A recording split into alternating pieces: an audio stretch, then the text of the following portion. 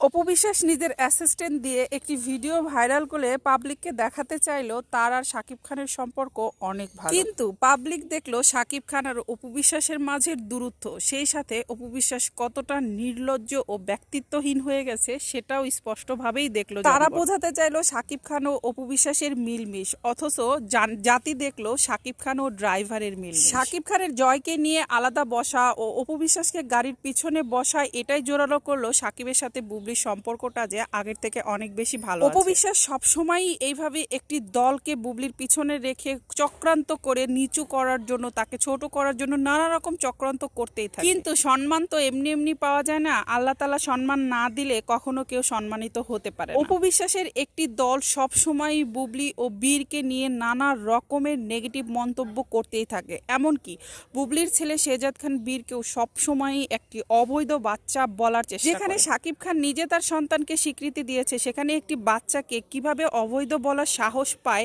এক দল, সেটাই অনেক বেশি কল্পনার বিষয়। তবুও দিন শেষে এটাই সত্যি যে সম্মানিত করার মালিক মহান আল্লাহ তাআলা। বুবলি শুধু এই ছবিগুলো প্রকাশ করে এটাই প্রমাণ করার চেষ্টা করেছে শেহজাদ খান বীর শাকিব খানেরই সন্তান এবং তারাই পারিবারিকভাবে খুব সুন্দর এবং সুখে দিন যাপন করছে।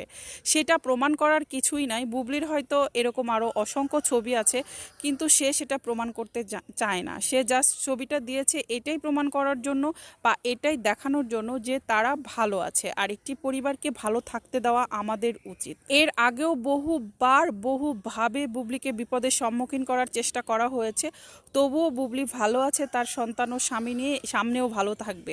সবাই দোয়া করবেন বুবলি আপুর জন্য।